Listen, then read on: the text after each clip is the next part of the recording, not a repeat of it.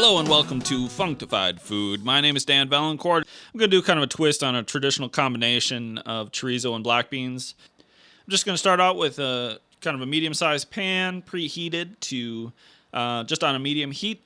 I'm going to add a tablespoon of vegetable oil. If you have, a fattier sausage that you're going to be using, you might not need this. I'm going to add a half of a small onion that's pretty finely chopped.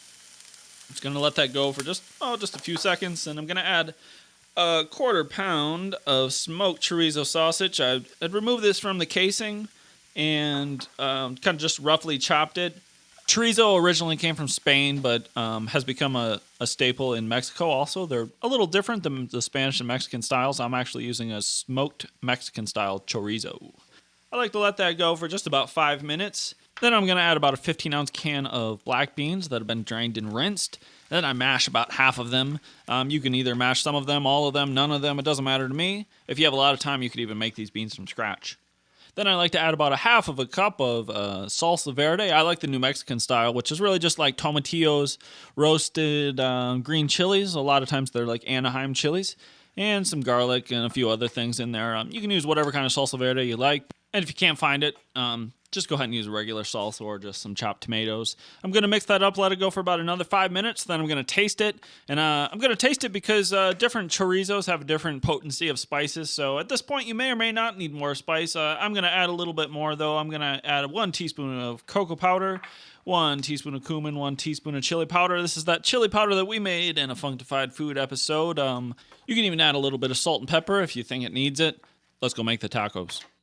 I'm going to use some hard corn shells today, but you can use whatever you want. You could even use like an endive like we did in the endive episode. So I'm going to add in some of those black beans with chorizo that we made. And then I'm going to add some cucumbers that I've peeled, seeded, and sliced. This just adds kind of a fresh crunch, kind of similar to what lettuce would do. And then I'm going to add some avocado. This just kind of adds a little bit of creaminess in there. I love avocados on just about everything. Do you remember we made some caramelized red cabbage in the endive episode? We didn't use any oil or anything. Well, I'm going to use some of that caramelized red cabbage. Just made it exactly the same way as I did in that video.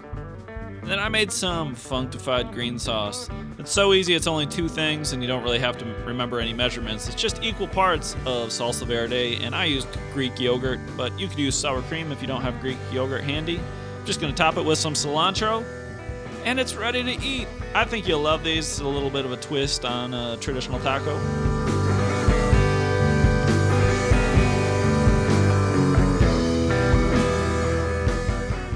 Now, the crazy thing is, really, you could use just about half of the things that we've made in Funktified Food episodes so far on these tacos, and it would probably be pretty awesome.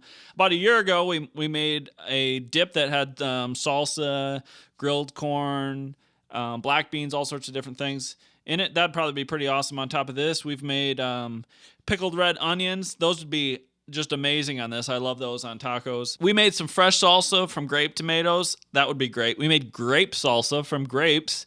That would add a very unique twist to these tacos.